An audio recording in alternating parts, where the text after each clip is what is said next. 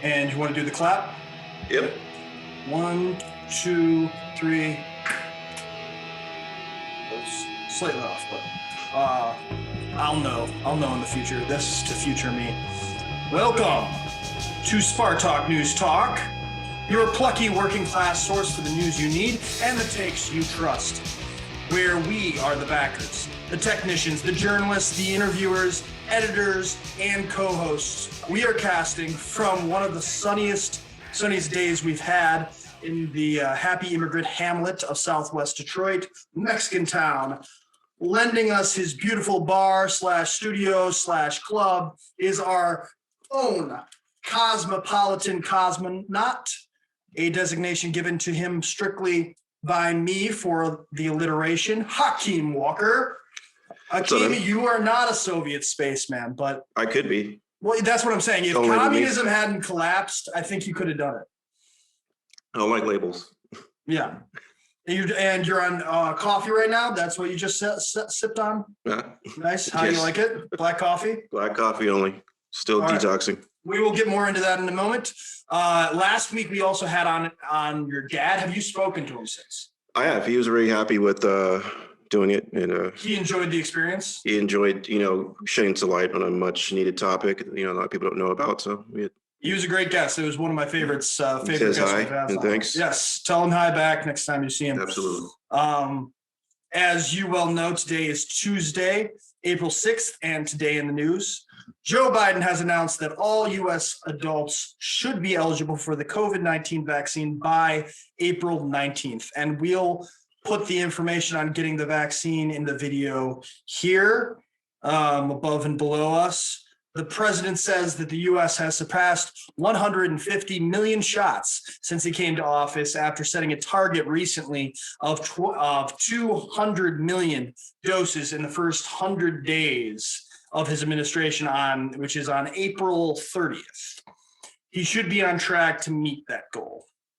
California is aiming to fully reopen its economy on June 15th, sufficient vaccine supply allowing. New York has become the 16th state to legalize recreational marijuana, but state lawmakers estimate that it could take 18 months to 2 years for sales to start. Andrew Cuomo's support for the measure shows how little political capital, I think, you need for something that everybody wants. But will this sort of stuff dig him out of the political hole he's dug? My guess is no. 2 New York City apartment building workers were fired for failing to help the 65-year-old Asian American woman who was attacked in front of them a couple of weeks ago. You remember that video? They were stamping on her. We read it in the thing. We didn't watch the video, but it was brutal. A police trainer testified in the trial of Derek Chauvin that Chauvin used an unauthorized neck restraint on George Floyd. We tell them to stay away from the neck whenever possible, is a quote from him. It's weird to me because I feel like I see police going for the neck against peaceful protesters and nonviolent suspects like George Floyd all the time. Yeah, it sounds like they're just throwing him under the bus finally. It's I think they commonly go through it. I think they banned it they banned it under Trump, like the chokehold for that. And then I like 2 days later there was a protest where somebody that were recovering, I think it was Nikhil Wallace, they just used it. Well, it's not like, these are things that you like. It takes time for them to implement that. They're not going to stop doing it. They've been doing it for years. They're not going to just overnight be like, oh, now we can't use this. Like they know how dangerous it is, but they're not going to stop doing it until there's consequences for it. Yeah, definitely. And this is, you can really see in the trial, all of these police experts, the supervisor, everybody they know that he's got a weak case, so they're trying to separate themselves. But I feel like this. If George Floyd hadn't died, for instance, we would have forgotten all about this, or everybody would have, possibly they would have tried to sweep it under the rug. Yeah, but it's weird. Like if you look at the restraints. They're effective, but they're very, very dangerous. These are I remember when they start using them, when you go to like mixed martial arts gyms, these are techniques that they teach you, but but it's they're designed effective. to completely like like a rear naked choke. These if you watch MMA and shit like that. Yeah, an aggressor against like, an aggressor, right? What? They're effective against an aggressor, right? They're only for aggression. Like, right. They're designed to completely make someone unconscious, and there's it takes a really trained person not to like kill someone. You're cutting off someone's air supply. Yeah. For it only takes like 5 seconds to cut someone's air supply when you apply certain chokehold moves. And if you're doing it for the length of time that happened in this incident with George Floyd, it's easy to kill someone. Right. Considering it's a life or death situation. And he was nonviolent. I mean, they showed. I remember some conservative friends of mine posting that there's this video of George Floyd like acting up before the notorious video, and really it's just that he's fucked up on something, and he's like he needs to go to a hospital. He's not violent. He's not a danger to anybody. Like, they could have called an ambulance and he would have been okay. I mean, like when you deploy cops for every single social woe, I think that you're just asking for situations like this. Yeah, I mean, this situation is one where the crux of it is that, like, there's detachers from it that want to say, people have talked about it so much since it happened, but it's like, this should not have been a death sentence. No matter what happened before, this should not have been an execution. No. Yeah. And then finally, the 8chan poster known as Q, the basis for the QAnon conspiracy theory, all but outed himself on a new HBO documentary, Into the Storm, as the 8chan former administrator Juan Watkins, aka Code Monkey. So sorry, spoilers alerts if you haven't watched it, but it's you get a sense that it could be him very early on. I watched the whole documentary and definitely worth a watch, but that's all I'll say for now. There's nothing definitive that but he easily could be orchestrating this to make himself look like Q. So, like I said, nothing definitive, but very interesting documentary. So today is our first show of the month, which has been shaping up so far to be a clip show or just shooting the shit, talking about where we're at. So first off, how you been, Haakim? I've been all right. Still not drinking, still not eating sugar, still not eating carbs. Yes. Lost like I think 14 pounds. Oh, nice. Yeah. Congratulations. Yeah.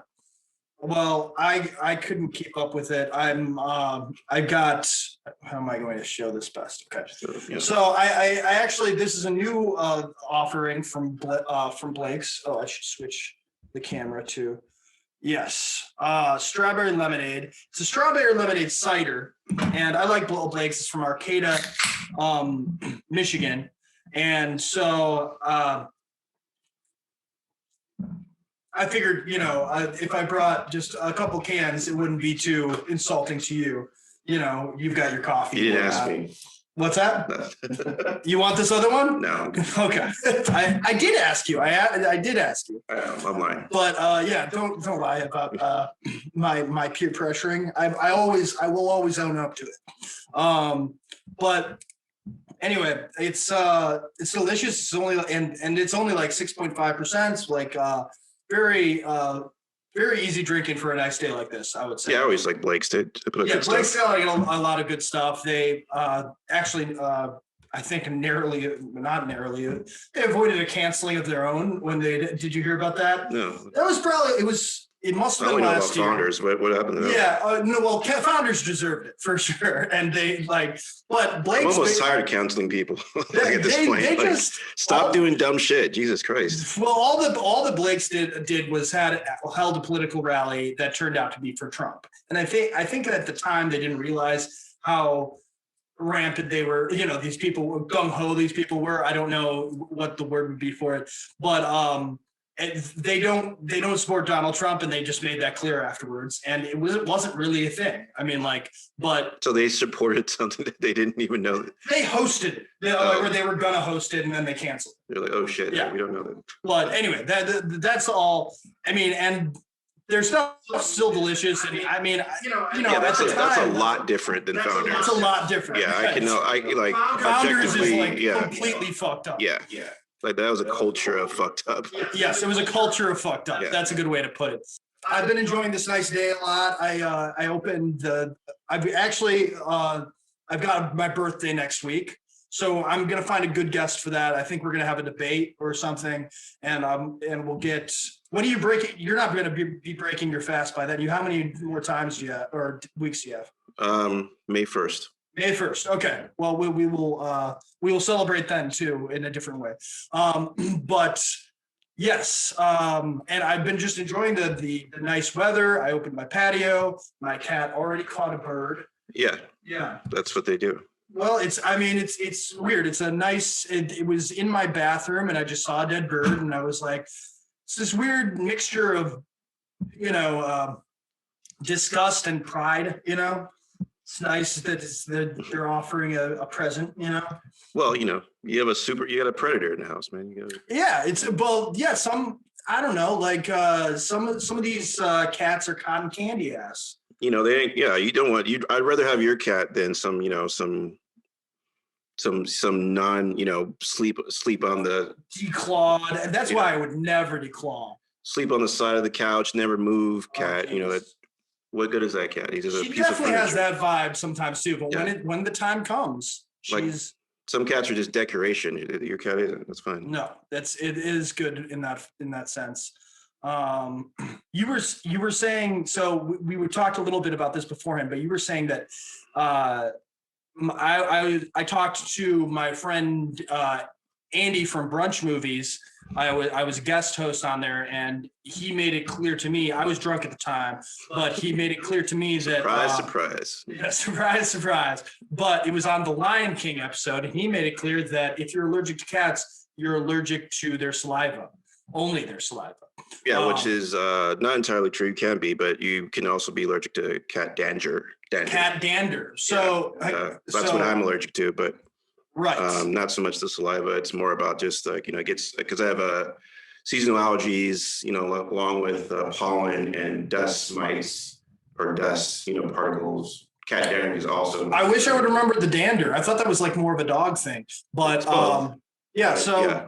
Andy, you've been called out by Haakim here. I'm not actually. into the thick grass and saliva though. I've never heard that, but I'm sure. No, man. I'm saying let's start a podcast beef right now. This is our sister podcast. We might as well, mix things up a bit. I don't know. All the things to get in an argument about is cat allergies. Yeah, that's the most manly thing I've ever heard. Yeah, no, man. Well, they haven't yet reviewed cats, so that's another. And they were thinking about doing it, and it'd be good to be a guest on that. If it'd be a good companion piece for the Lion King. So Brunch Movies, if you do it this season, we'll resume that fight there. But you'll check it out. I mean, one way or another, it's no skin off my cat saliva. But I think we should get into some clips, right? Yeah, let's go. So first off, this is one of the most topical things, and it actually has to do with religion. But Lil Nas X. So I don't understand how this works at all.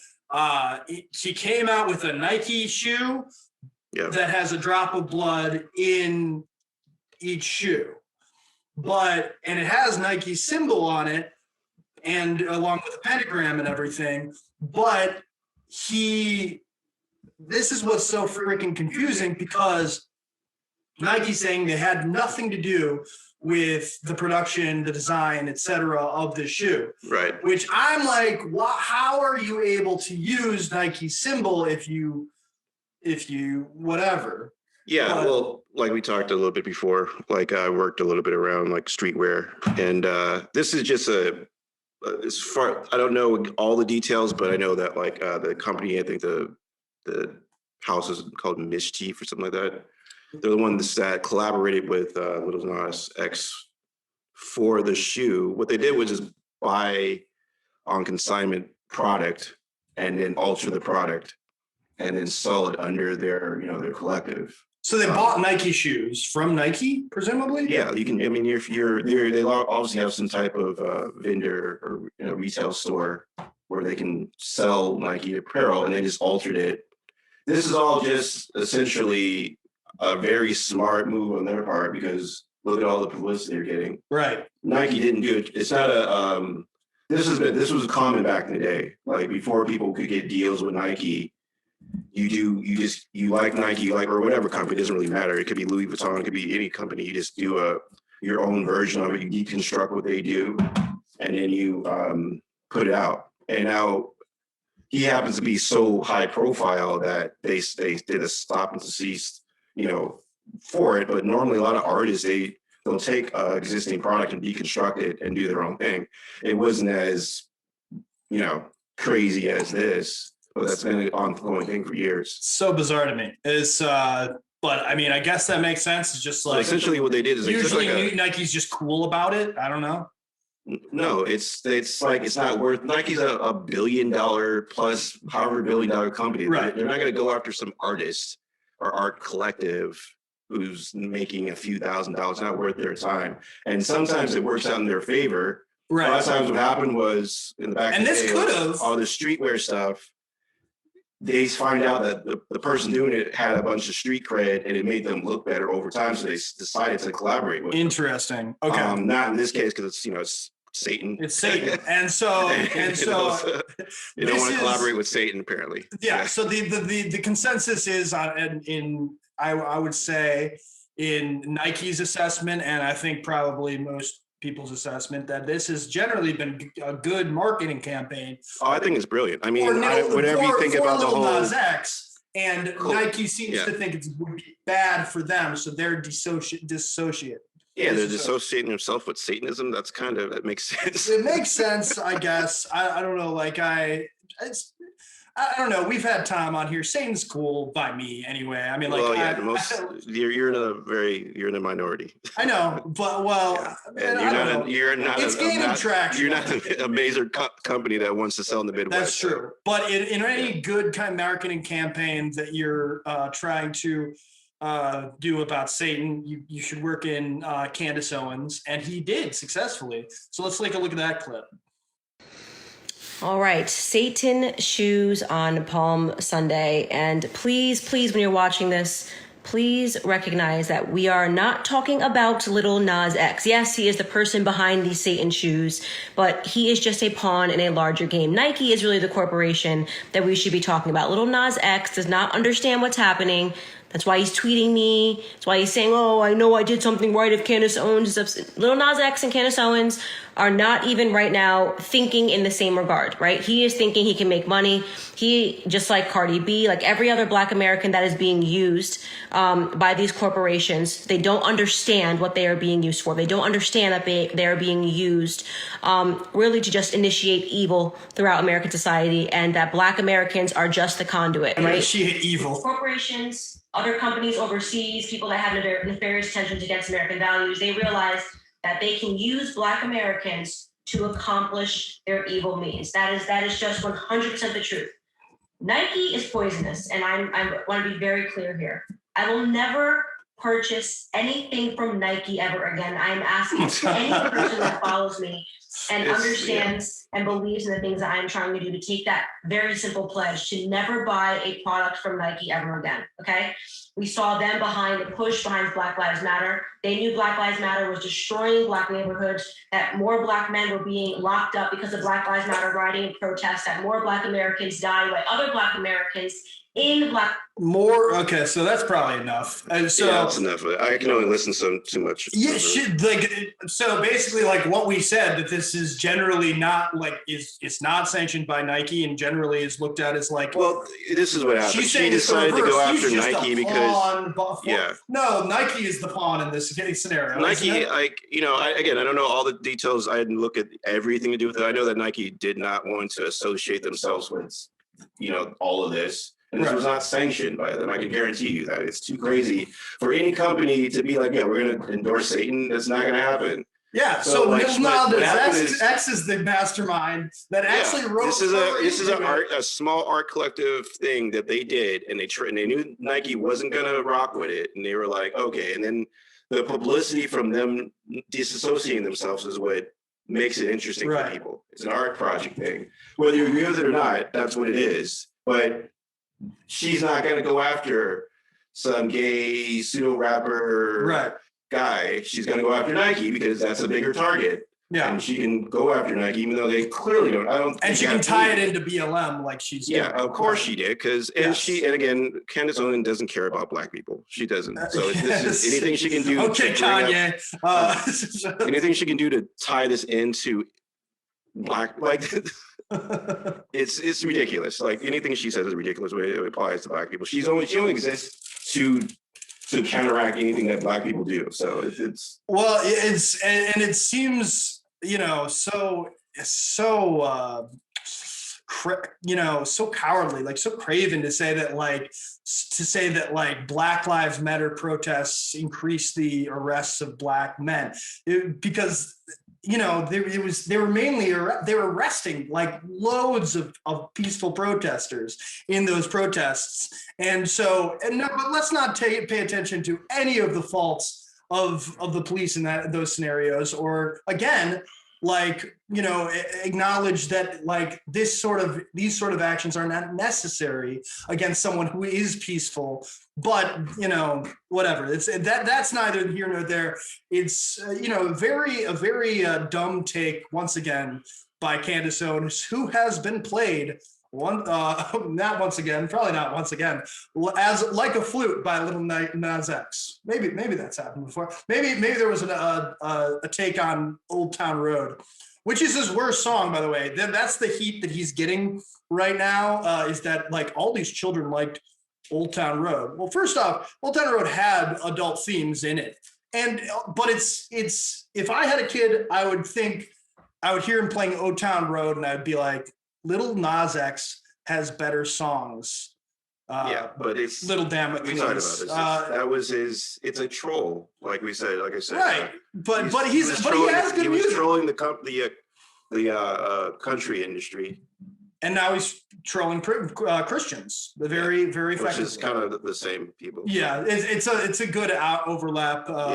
But I mean, he does have country fans too, so maybe he has pop fans. I mean, I don't know. I'm sure he does have country. He has pop fans.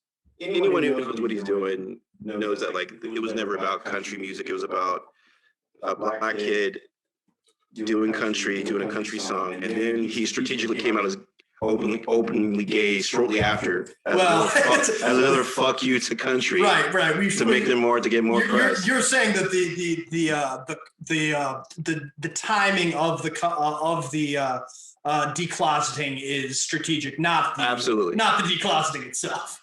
No, he definitely did that. You saw like how but it would be amazing. Like, I mean, if Little Nas X said it was just a troll, I'm actually straight. That would be. I don't think anyone's expecting that, right? No, he's definitely not straight. But you know, he could have not have said anything about it, but he did that in a strategic. You saw like within 6 months, it was like, oh yeah, and I'm gay because you hate me so much doing this music. It was obvious that people had an issue with this, you know. Yeah. Black kid doing country music, which is, you know, and he's like, guess what? I'm also gay. Yeah, and I also worship Satan. Yeah, now he's like, I mean, it's what's the next trolliest thing he can come out as? He's gonna come out as Kanye West. And Kanye, so next he's Kanye. Yeah, it was Kanye West all along, and he'll say, and I would have gotten away with it if it weren't for those meddling kids. So yeah, what's the next clip in the news? Okay, Matt Gaetz. I found a clip that because he has been accused of running some prostitution ring sort of stuff with his buddy, and paying. You can't do that, especially as a congressman. Yeah. And the first thing they tell you. Yeah, well, that's in the handbook. It's in the handbook. Yeah. Don't be dirty, John. And he's explained this on Tucker Carlson as like being like, I used to date girls and I like to buy nice things for girlfriends, and you're just all haters. And it's really obvious. Like, I mean, even actually, let's just watch the clip and then we can react. Tonight, there are receipts of Matt Gaetz's payments to women. The New York Times has reviewed payment receipts in the federal investigation into whether the Republican congressman and close Trump ally paid cash to women for sex and whether he had a relationship with a 17-year-old. I'm going to speak with a reporter who saw those receipts in just a moment. First, though, Paula Reed is out front with all the late developments in this case.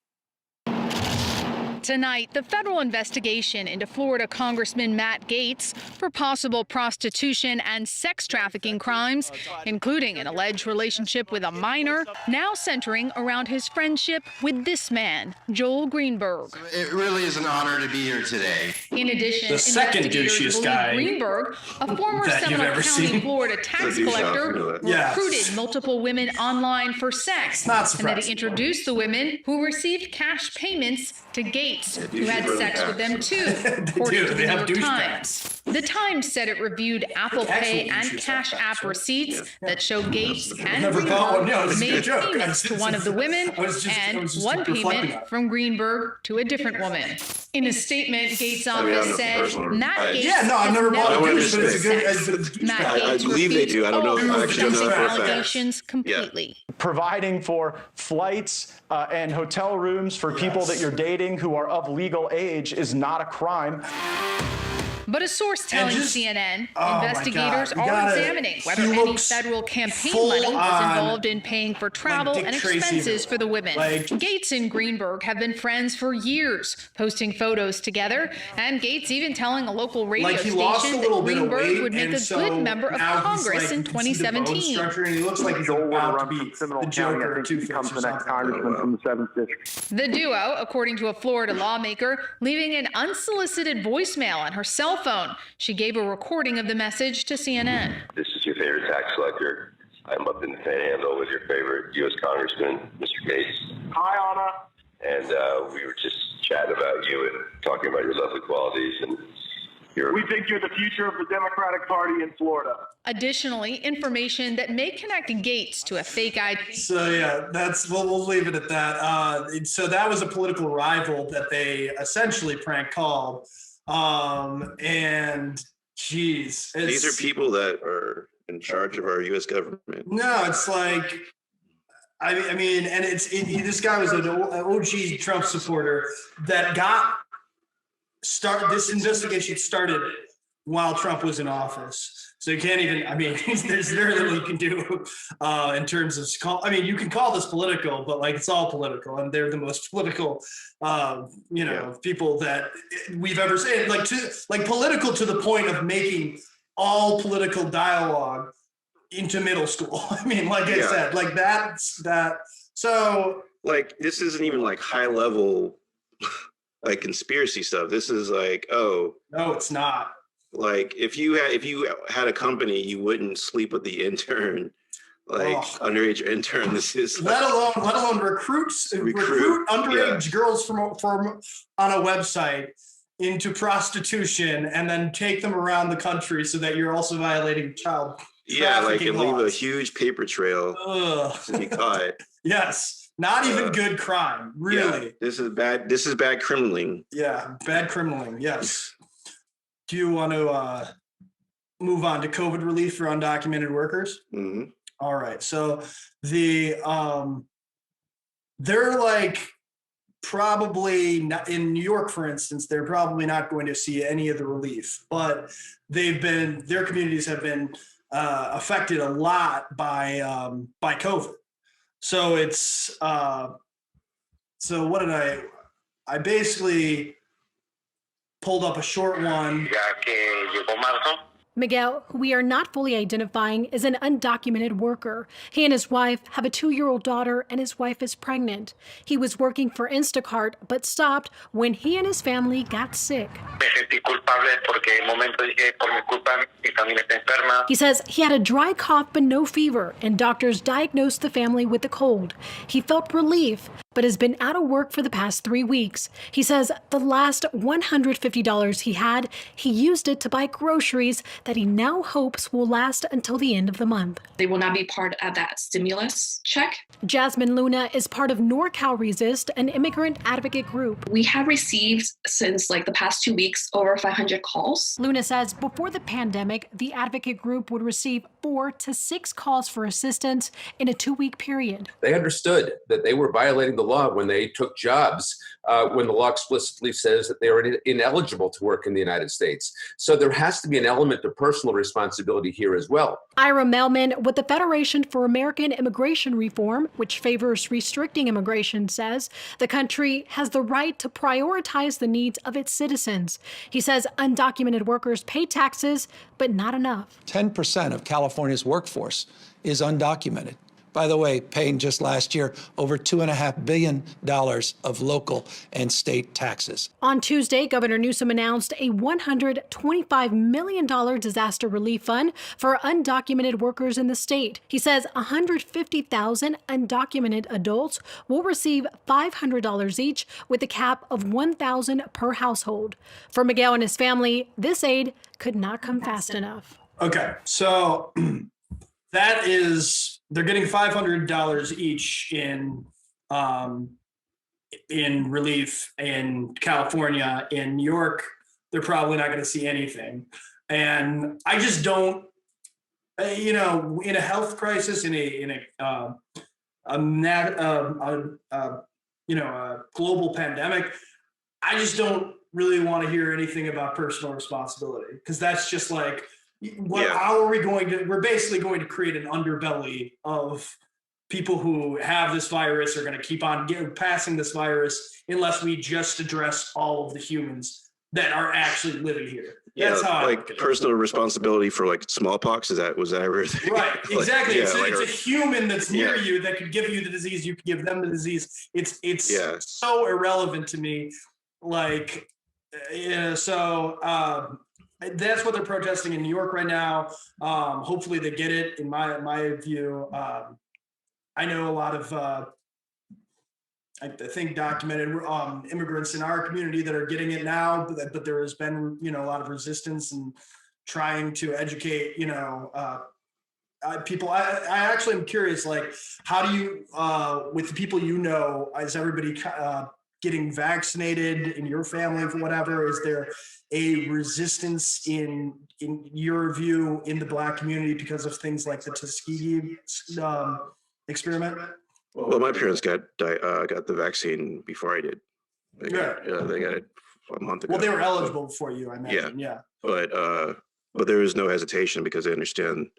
Smart enough people, there's always going to be I remember seeing something on Instagram about it. Someone spreading this is. There is always been and there always will be a healthy distrust of the government, Black community, and there should be. Right. But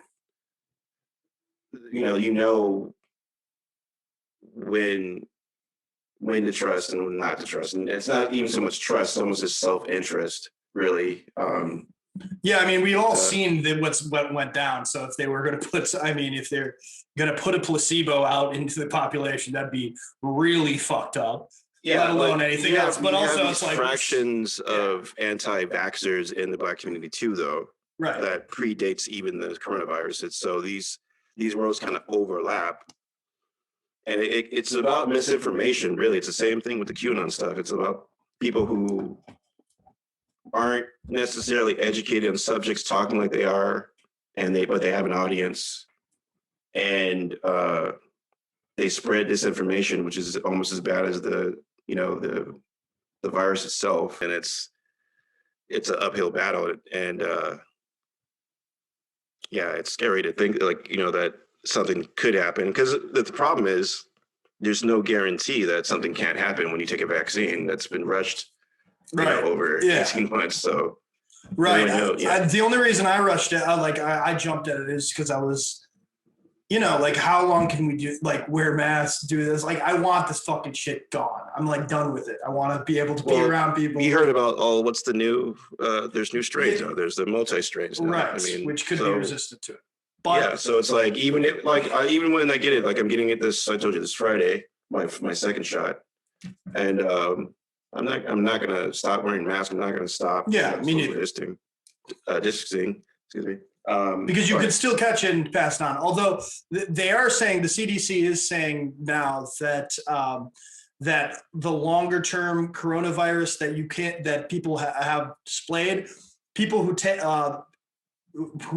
take the vaccine, their symptoms are lessened, even when they have the long term one, which is, there was a really good Real Sports I saw about like athletes who have like way diminished capacity in having, that have long term, maybe will always have coronavirus their whole lives. So I mean, there's a few athletes that I saw that that they're highly compromised. When you have, particularly, like, it's either going to be someone like a high level athlete, maybe not being able to be a high level athlete anymore, or someone who is with a compromised immune system. Right. I mean, you have someone who's really, really good at something that has to use, their physical attributes, and they might not be able to do it anymore. You might not be able to be a long distance runner because of it, which is horrible. Yeah. Or you might, be someone who's had an autoimmune system problem and be compromised, So it's weird. It's fascinating on some level, and scary. And then we, lastly, we just want to, I think, talk about, unless you have anything else on that, the Georgian law, which is being debated right now, but is certainly going to pass, and it's just a added level of difficulty to vote, and there are more regional ones that are going to be looked at in terms of ending Sunday voting, making it from 9 to 5 on a work day, which is, just voter. I don't know, but let's watch a clip of Mitch McConnell reacting to it. If they applied the same standard they applied to Georgia, they couldn't have games in St. Louis because Missouri has a more restrictive voter law than Georgia, than the new Georgia law. What are they going to do about the Mets and the Yankees? New York has a more restrictive voter participation law than the new Georgia law. Where does it end? So my warning, if you will, to corporate America is to stay out of politics.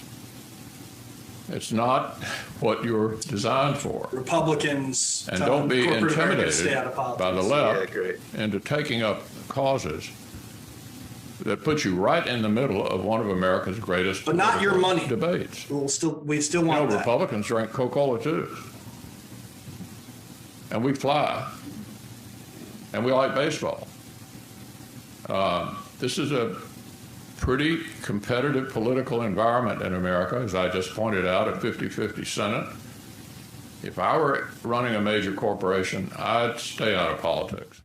And the 50-50 Senate, I think, actually speaks to exactly why these laws are being passed in Georgia, because they lost an election there. Yeah. The laws in New York are bad.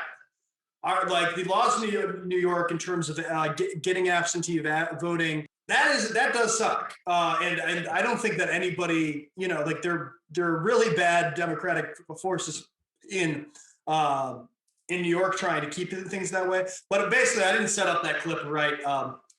There are all these companies in Georgia, Georgian companies and stuff, Coca-Cola and basketball team or maybe a football team. I don't really know anything about sports, but was it baseball? I actually didn't hear a lot about it. It was the Atlanta Braves. Braves, Yes, basically to like not. hosting something in Georgia or something. Anyway, all these American companies that are basically coming out against this law because it is restricted in voting.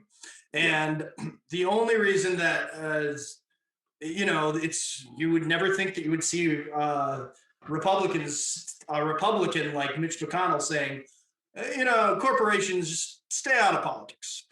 But it's specifically because it's become such an anti-democratic party. Even at its own, this last election was one of the most, had the most turnout, had the most voter education of any election in our history. It was in 2020. And Republicans did very well. And then I would think just not well enough. Just not well enough. But I would argue that the part of the reason that they did not do well enough is because they called into question the validity of one of the most impressive political elections. If they had actually put faith into the system and then actually tried to drum up their voter base, they probably would have kept the Senate. Well, who did that though? It wasn't them. It was Donald Trump. Yeah. It was, but that's also the only reason why they have a base. So yes, but if they had managed Donald Trump to manage that base in a way that actually encouraged them to vote in Georgia, for instance. You can't manage Donald Trump. Yeah, you can't manage Donald Trump. It's true, but I'm saying that's the catch-22 they're in. They're in a full tilt anti-democratic party trying to reduce voting as much as possible. Well, and the Democrats in New York are kind of like that too. I'm not saying anything. I'm not saying he's wrong about that, but he's wrong about he's very he's nakedly self-serving in every other way. No, I think everyone saw this coming a mile away. We knew that the reason why they bowed out essentially was because they knew that they saved the fight for the midterm elections, and this is them doing that because they know the only way they win is to voter suppress, cheat, essentially, and suppress votes and make it. That's always been their game plan, particularly in these, purple states or swing type states. So yeah, it's the pendulum. We'll see what it'll just take another effort. That's the biggest thing. It was even though we won 2020, these midterms coming up it's going to fly by. They're just as important. People always forget about them, So I don't know. It's a textbook play in my opinion. Yeah, I agree. I don't know if for instance, their Blexit strategy, the black exit from the Democratic Party would have, with Candace Owens, would have been more successful if they hadn't been so nakedly anti-democratic in Black communities and poor communities and communities of color, working class communities. But I don't think it could have hurt it. If they had actually been we want a fair fight. Yeah, I don't think that Brexit had any impact on anything. It never was going to be. And the only reason that Donald Trump got more minority votes, for instance, than Mitt Romney or most Republican presidents, is because he's Donald Trump. It's because the name recognition. He's a celebrity. People, his name recognition, and people know him. He had some Black endorsements apparently from people who were. Yeah, he was trying it. But it's that then you can't just say vote for me, but only on only if you can get past this long blocks long line in your neighborhood, and nobody can give you food or water during it, and you gotta wait there all day, and you can't have your cake and eat it too, and it's what they've consistently tried to do. But I don't know. Next week, I think we're going to have a debate because it'll be my birthday, and I enjoy debates. And we'll see how that goes because I don't think we've really had one yet. We've been mainly interviews, people just sharing their experiences. But next time, I'm going to actively seek out somebody who I disagree with, so that we can talk probably about either QAnon, since this new documentary shares new light on it, or immigration, because that is a big issue with the surge and COVID-19. do you have anything you want to add before we sign off? I do not. Haakim the Dream? No. All right. Well, you just want to say goodbye to the folks, the people? The people, yes. Goodbye, people, and we'll see you next week. See you next week, people.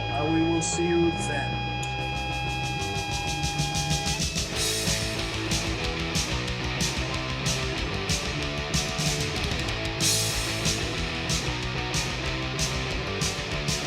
Try to make things work and gain something. It's all no use. It's all worth nothing. Complete satisfaction to it, but to believe nothing's ever fucking